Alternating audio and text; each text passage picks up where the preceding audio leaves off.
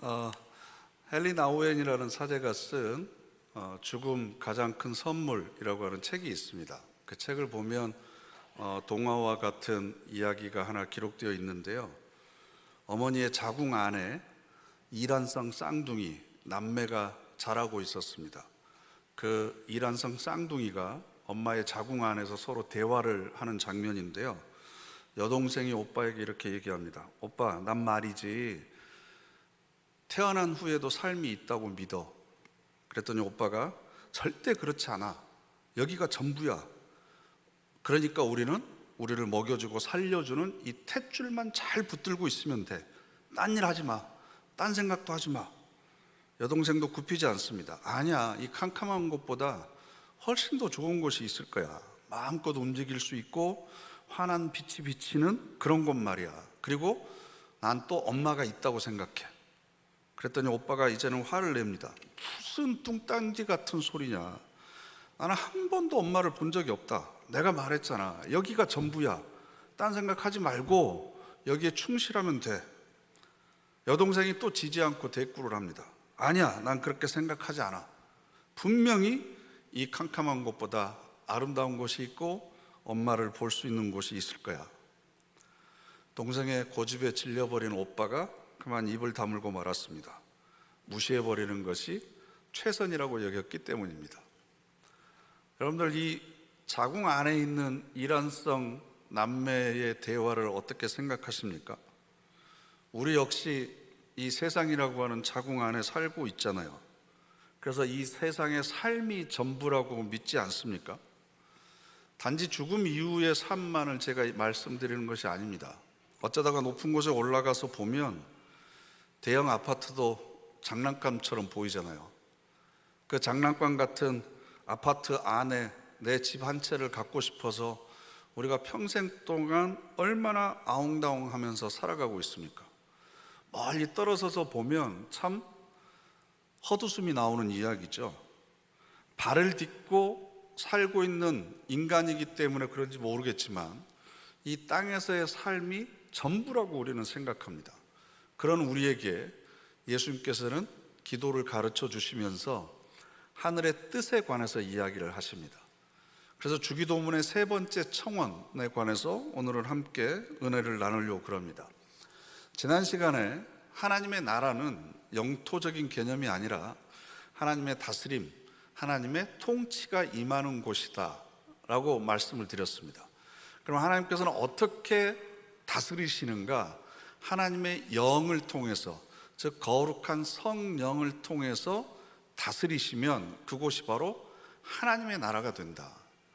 그래서 비 온 뒤에 길 위에 웅덩이가 많이 패여 있지만 그 웅덩이마다 하늘을 담고 있듯이 우리 모두가 다 거룩한 영이신 성령을 담고 있고 그 성령께서 우리들의 삶을 다스려 주시면 내가 지금 하나님의 나라를 살고 있는 것이다 라는 말씀을 드렸습니다. 고린도전서 2장 11절 말씀을 보면 사도 바울이 이렇게 이야기합니다. 함께 읽어보실까요? 사람의 일을 사람의 속에 있는 영 외에 누가 알리요? 이와 같이 하나님의 일도 하나님의 영 외에는 아무도 알지 못하느니라. 아멘. 하나님의 영이 하나님의 일을 다 알고 있는 거죠. 하나님의 일, 하나님의 계획, 하나님의 뜻, 이 모든 것을 알고 있는 성령께서 내 안에 임재하고 계시면 내가 바로 하나님을 모시고 살아가는 거죠. 그러니까 우리가 사실은 기도하는 데 있어서도 가장 먼저 고려해야 될 것은 내가 성령에 의해서 기도하고 있는 건지 아니면 내 육체적인 욕망과 죄악된 본능에 따라서 기도하고 있는 건지 이걸 먼저 우리가 진지하게 생각해 봐야 되는 거죠. 기도는 내가 하는 것이 아니잖아요. 그죠? 기도의 자리로 내 마음을 감동시켜서 내 발을 움직여서 기도의 자리로 하나님께서 오게 하셨습니다. 기도의 자리로 우리를 초대하신 거죠. 그리고 성령께서 말할 수 없는 탄식으로 우리를 위해서 간구하고 계십니다. 그러면 내가 이 기도의 자리에서 무릎을 꿇던 손을 모으던 어떤 기도를 드리는 것이 하나님의 나라가 내 삶에 임하는 것이고 하나님의 영에 의해서 드리는 기도일까? 스스로를 성찰해 봐야 되거든요. 그런데 우리는 이런 성찰의 과정 없이 그저 자기가 원하는 것만 하나님 앞에 한참을 쏟아내 놓습니다. 물론 자기를 성찰한다고 해서 하나님의 뜻과 자신의 뜻을 구별하기가 쉬운 것은 아닙니다. 왜냐하면 우리 모두는 다 스스로를 합리화하는 경향이 있거든요. 내가 원하는 것은 하나님도 원하실 거야. 내가 잘 되는 것이 하나님도 바라실 거야. 그러니까 내 뜻이 바로 하나님의 뜻이야. 이렇게 우리는 동일화시켜 버립니다.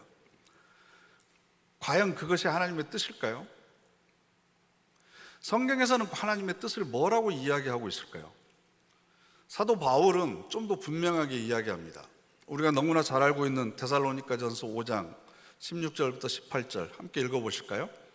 항상 기뻐하라, 쉬지 말고 기도하라.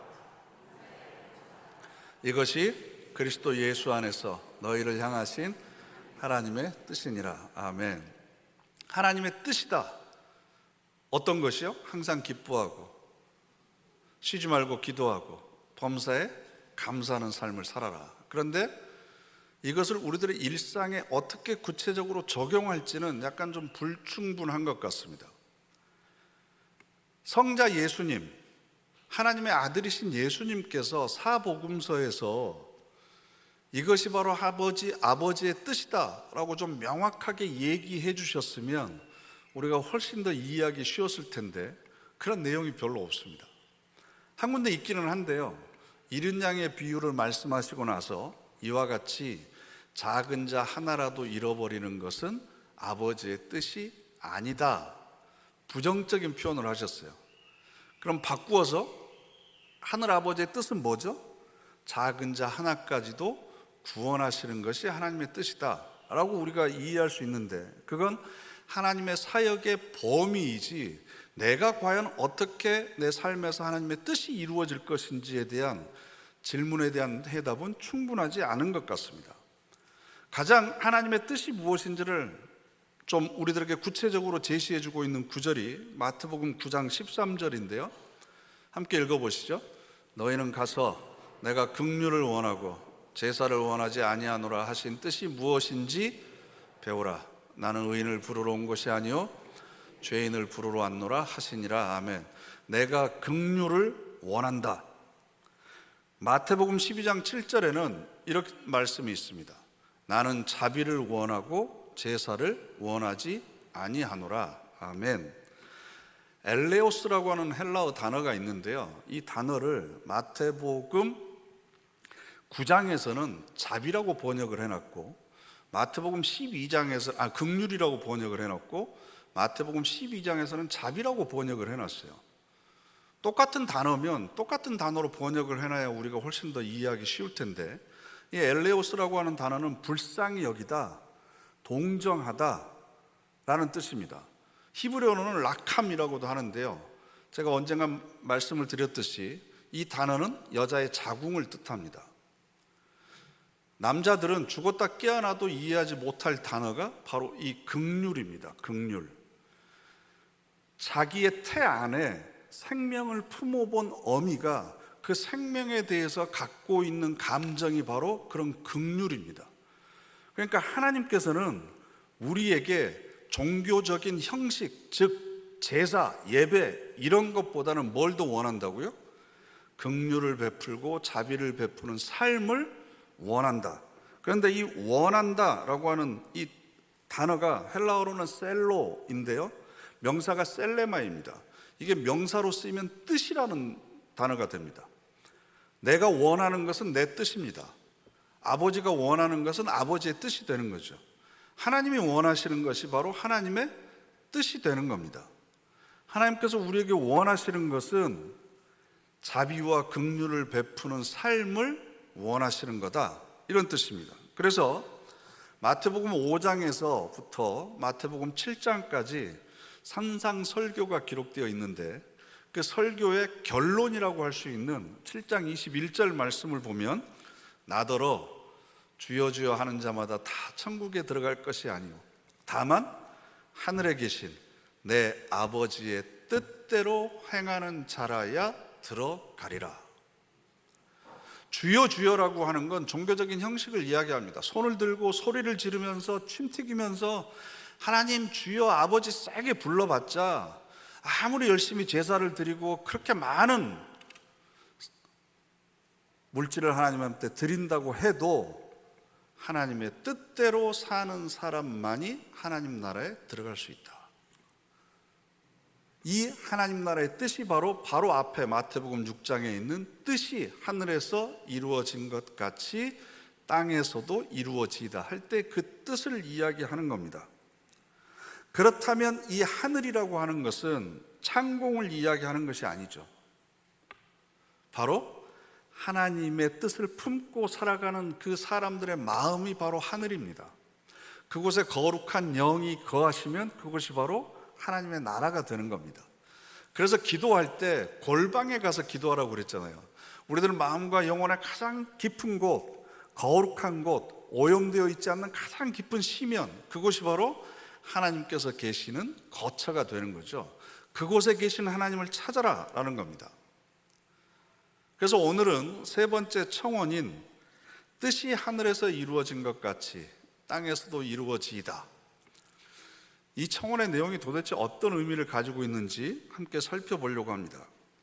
마지막에 이루어지이다 이렇게 번역을 해놨는데, 이루어진다, 이건 우리 어감으로 하면 완성된다라고 하는 의미를 가지고 있거든요. 그런데 헬라어 원문은 이것하고 좀 약간 어감이 다릅니다. 기노마이라고 하는 단어인데요, 발생하다, 태어나다, 창조되다, 생겨나다, 일어나다, 발현하다, 만들어지다, 뭐 이렇게 되어 있습니다.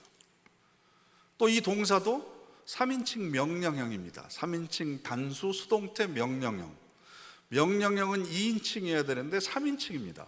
이건 헬라어 문법에만 있는 독특한 표현입니다. 제3자에게 무엇을 시키는 것이 아니라 내가 그렇게 살겠습니다 라고 하는 화자, 기도자의 의지와 염원이 담겨 있는 표현인 거죠. 그러니까 이 말씀을 직역하면 당신의 뜻이 하늘 안에서와 같이 땅에서도 생겨나게 하겠습니다. 드러나도록, 출현하도록, 태동하도록 제가 그렇게 살겠습니다 라는 뜻을 가지고 있습니다. 결국 이 주기도문 전반부에 있는 이 세 가지의 청원은 서로 긴밀하게 연결되어 있잖아요. 아버지의 이름이 거룩해지도록 내가 거룩한 삶을 살겠습니다. 거룩한 영을 내 안에 모시고 내가 거룩한 삶을 살아서 아버지의 이름을 거룩하게 만들겠습니다. 또 아버지의 영인 성령이 내 안에 계시면 그 영이 나를 다스리시고 통치하시기 때문에 내가 하나님 나라를 살아가겠습니다. 또 그 하나님의 나라가 내가 살고 있는 공동체와 이 시대와 이 사회에 더 만들어지도록 제가 그런 삶을 살겠습니다. 그러면서 나라가 임하시오며 라는 기도의 반대는 뭐라고 그랬죠? 하나님의 나라가 임한다는 건 내 나라가 끝난다는 거다. 이제는 하나님의 나라가 내 삶에 세워지게 해주십시오. 그리고 세 번째가 바로 하나님의 뜻이 이 땅에 펼쳐지도록, 발현하도록, 생겨나도록, 만들어지도록 그렇게 제가 살아가겠습니다. 하나님의 뜻을 하나님이 이루시는 게 아닙니다. 하나님이 천사를 보내서 만드시는 게 아니고 우리들의 삶을 통해서 하나님의 나라가, 하나님의 뜻이 생겨나도록, 그래서 사람들이 우리들의 삶을 보고 아, 저게 바로 하나님의 뜻이구나, 저렇게 긍휼과 자비를 베풀며 살아가는 것이 바로 하나님의 뜻이구나, 이걸 알도록 내가 그렇게 살아가겠습니다 라는 겁니다. 그렇기 때문에 하나님의 뜻을 추구하는 사람이 기억해야 될 중요한 것이 있습니다. 하나님의 뜻은 무엇이든지 나에게 선하고 나에게 유익한 것이라는 사실입니다. 하나님의 뜻이 무엇인지 구체적으로 모른다고 하더라도 하나님은 언제나 나에게 유익이 되는 것만을 주십니다. 그래서 예레미야 29장 11절 말씀을 보면 너희를 향한 나의 생각을 아나니 평안이요 재앙이 아니니라, 너희에게 미래와 희망을 주는 것이니라. 하나님께서는 우리들에게 평안을 주시기를 원하고 희망을 주시기를 원하십니다. 비록 내가 지금 고난 가운데 있지만, 원인을 알 수 없는 시련 가운데 있지만, 언제 끝나지 모르는 그런 암흑의 터널 가운데 있지만, 하나님께서는 언젠가는 이 모든 것을 합력해서 나에게 평안으로, 희망으로 주실 것이다. 이것에 대한 믿음이 있는 사람만이 환경에 굴하지 않고 하나님의 뜻을 드러내는 삶을 살 수 있습니다. 그리고 하나님의 뜻은 하나님이 주도적으로 이루어 가십니다. 우리 인간들이 가끔 하기 쉬운 실수가 있어요. 내가 아니면 뭐가 안 되는 것처럼 착각하는 겁니다. 그때 내가 말이야, 내가 뭘 이걸 했어, 그리고 이것도 내가 없으면 안 돼. 아닙니다. 우리가 찬양하지 않으면 하나님께서는 돌들을 통해서라도 찬양을 받으실 겁니다. 하나님의 일은 하나님이 해나가십니다. 항상 하나님의 뜻을 알고 있다고 말하는 사람들에 의해서 사실은 교회도 갈등과 분란을 많이 겪는 거죠. 단지 하나님의 일은, 하나님의 뜻은 하나님께서 이루어 가시는데, 나를 사용해 주시는 것만으로도, 나를 거기에 끼워 주시는 것만으로도 나에게는 영광이고 내 자랑입니다. 이게 바로 우리의 신앙의 고백이 되는 겁니다. 그래서 뜻이 하늘에서 이루어진 것 같이 땅에서도 이루어지이다, 이 고백은, 이 기도는 하나님이 가만히 계시는 것 같아서 하나님이 해야 될 일을 우리가 알려드리는 것이 아닙니다. 하나님 뜻만 세우고 왜 땅에서는 이루어지지 않도록 하고 가만히 계십니까? 빨리 땅에서도 이 뜻이 이루어지게 하십시오. 우리가 지금 재촉하는 것이 아닙니다. 아버지의 뜻을 이 땅에서 드러내실 때, 만들어내실 때 저를 사용해 주십시오. 제 삶이 그런 삶이 되기를 원합니다 라는 간구가 이 속에 들어가 있다라는 겁니다. 물론 하나님의 뜻이 무엇인지 불분명할 때가 너무나 많이 있습니다. 긍휼과 자비를 베푸는 삶을 살아야지, 이건 전체적인 우리들의 삶의 총론은 되지만, 우리가 살아가면서 부딪히는 여러 가지 많은 문제들이 있고 얽히고 설켜 있는 갈등과 복잡한 풀어야 될 과제들이 있잖아요. 이럴 때마다 우리는 하나님의 뜻을 물어보죠. 하나님, 우리 자녀에게 임하신 하나님의 뜻은 뭡니까? 우리 가정에게 임한 하나님의 뜻은 무엇입니까? 그래서 그 하나님의 뜻을 찾으려고 굉장히 많이 노력합니다. 그런데 여러분, 하나님의 뜻을 찾으려고 하는 노력보다 더 먼저 스스로를 점검해야 될 것은, 하나님의 뜻이 무엇인지 알면 순종할 준비는 되어 있습니까? 하나님의 뜻이 무엇인지 하나님께서 가르쳐 주시면 무조건 받아들일 각오는 되어 있습니까? 그리고 나서 하나님의 뜻이 무엇인지를 지금 묻는 겁니까? 아니면 복제주고 점쟁이에게 앞날이 어떻게 될 것인지 한번 물어보고 좋으면 받아들이고 아니면 흘러드릴 생각을 하시고 하나님의 뜻을 찾고 있는 겁니까? 어쨌든 우리는 하나님의 뜻에 대해서 굉장히 궁금해합니다. 그래서 어떤 사람들은 하나님의 뜻을 알 수 있는 비법이 있다고 이야기하는 사람들도 있습니다. 예언의 은사를 받았다고 하는 사람들도 있습니다. 기도를 해봤더니 이렇게 하라고 그랬다, 조언하는 사람들도 있습니다. 또 어떤 분들은 기도 중에 하나님의 음성을 듣기도 합니다. 소위 직통 계시를 받았다고 주장하는 사람들도 있습니다. 그리고 그렇게 하나님의 음성을 들을 수 있는 방법을 전수해 주겠다라고 이야기하는, 죄송하지만 사기꾼들이 있습니다. 여러분, 기도하는 중에 혹시나 여러분 하나님의 음성을 듣게 되면 긴장하셔야 됩니다. 왜냐하면 사탄의 속을 가능성이 훨씬 더 많기 때문에 그렇습니다. 우리는 모두가 확실하고 분명한 것을 찾으려고 그럽니다. 그런데 여러분, 피조물인 인간이 창조주이신 하나님의 뜻을 알 수 있다는 게 가능한가요?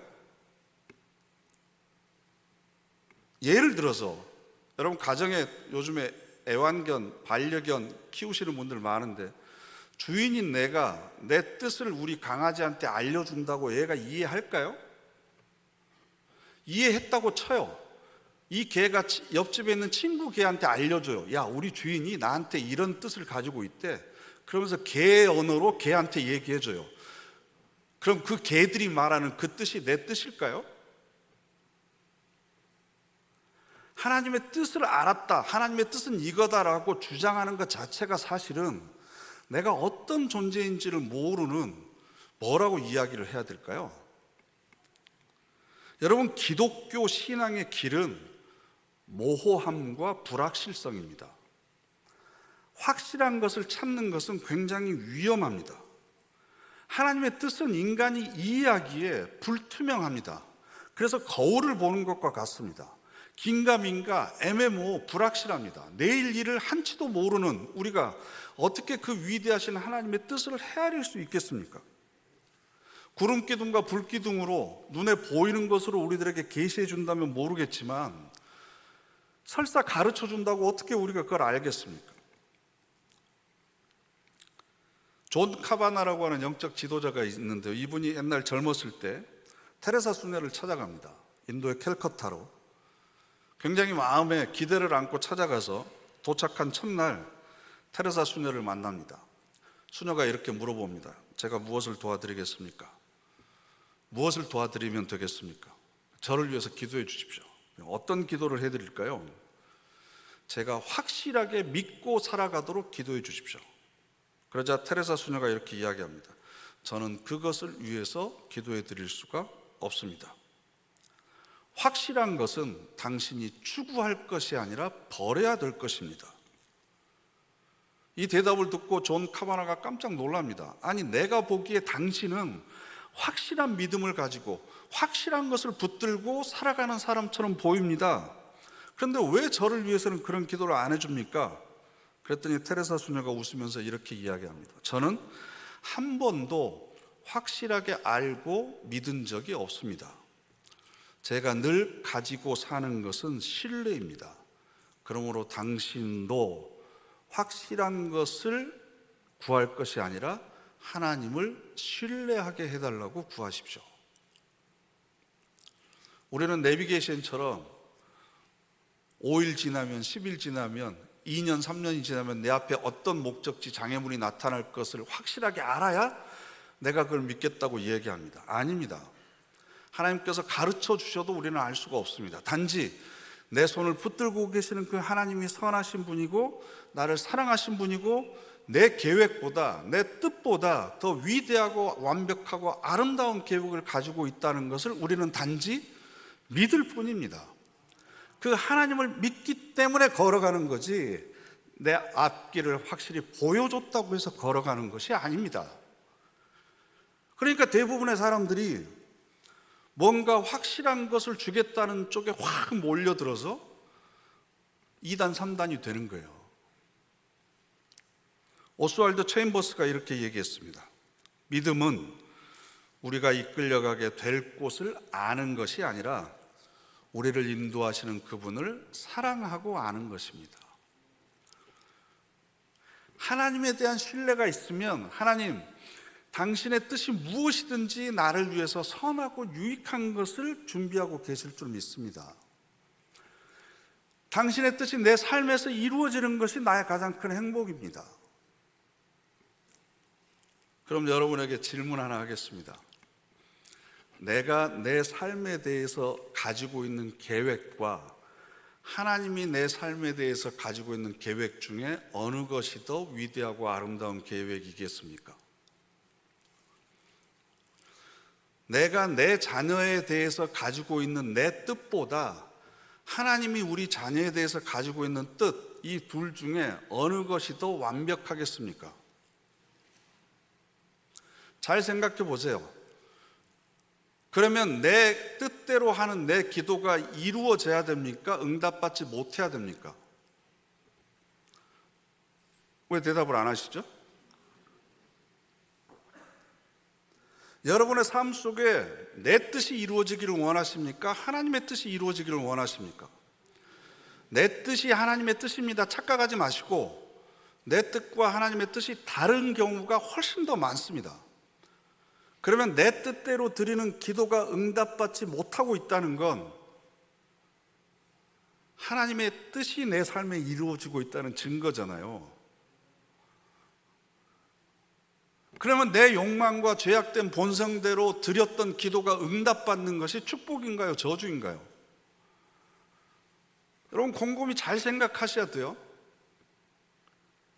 뜻이 하늘에서 이루어진 것처럼 땅에서 내 삶에서도 이루어지기를 원합니다. 이 얘기를 바꿔서 얘기하면 내 뜻은 내 삶에서 이루어지지 않았으면 좋겠습니다.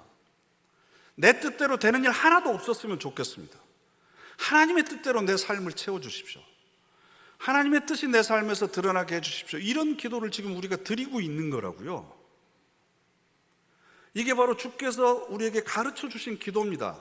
이방인들처럼 먹을 것, 마실 것, 입을 것에 대해서 중언부언 했던 말 또 하고 또 하고 그런 기도 하지 말고 내 삶이 거룩해져서 하나님의 이름이 거룩해지게 해주십시오. 그 거룩한 영이 내 삶을 다스려서 그 나라가 내 삶에 임하게 해주십시오. 내 뜻대로 마시고 하나님의 뜻이 내 삶에서 온전히 이루어지게 해주십시오. 그래서 예수님께서 겟세마네 동산에서 마지막 드리신 기도가 뭡니까? 할만하시거든 이 잔을 내게서 지나가게 해주십시오. 그러나 나의 원대로 마시옵고 내 뜻대로 마시옵고 아버지의 원대로 하옵소서. 그것이 어떤 잔이든 고난에 쓴 잔이든 아니면 독배이든 어떤 것이든 하나님의 뜻이라면 내가 그것을 받겠습니다 라고 하는 기도자의 의지와 결단이 그 속에 담겨져 있는 거죠. 그러니까 주기도문의 이 세 가지의 청원이 얼마나 위험한 기도입니까? 내 뜻대로 내 삶이 되지 않는다는 겁니다. 이 기도가 실제로 내 삶에 이루어지면 내 삶의 목표가 바뀌고 살아가는 방법이 달라지고 선택과 결정을 하는 기준이 달라지고 중요하고 소중하게 생각하는 것들이 달라지는 겁니다. 이런 삶을 우리가 살기를 하나님께서는 원하시는 겁니다. 그런데 우리는 여전히 내 뜻이 이루어지기를 바라고 내 나라를 세우기 위해서 점점 영역을 넓히고 있고 내 이름이 높여지기 위해서 하나님의 능력을 끌어다가 사용하는 경우들이 너무나 많이 있습니다. 그러니까 주여 주여 외치는 자들은 많지만 하나님의 뜻을 살아내는 사람들이 보이지 않습니다. 그래서 하나님의 이름이 거룩히 여김을 받지 못하고 있는 것입니다. 그래서 이런 삶의 전복, 삶의 뒤집힘, 이것을 준비하고 아니면 적어도 그렇게 되기를 바라는 마음이라도 있는 사람만이 감히 입을 열어서 드릴 수 있는 기도가 주께서 가르쳐 주신 기도인 거죠. 그래서 이 기도의 의미를 우리가 정말 마음속에 곱씹어야 됩니다. 평생 동안 내가 이 기도를 마음과 뜻과 정성을 다해서 진심으로 하나님께 드릴 수 있는 그런 경지까지 그런 사람이 되기를 원합니다. 그래서 내 삶에 하나님의 이름이, 하나님의 나라가, 하나님의 뜻이 온전히 드러나게 하여 주십시오. 이것이 저와 여러분 평생의 기도의 제목이 되시기를 간절히 바랍니다. 기도하겠습니다. 이 시간 우리 다 같이 합심해서 기도하기를 원합니다. 우리 아버지가 되시는 하늘에 계신 하나님, 그 하나님의 자녀로 기도드리기를 원합니다. 하나님의 이름이 저희들의 삶을 통해 거룩해지기를 원합니다. 하나님의 나라가 나의 삶을 넘어 이 사회에 임하기를 원합니다. 하나님의 뜻이 내 삶을 통해 드러나기를 원합니다. 그러기 위해서 내 이름과 내 나라와 내 뜻은 사라지게 하시고 온전히 하나님만 드러나게 하여 주시옵소서. 우리 다 같이 합심해서 결단의 기도 드리겠습니다.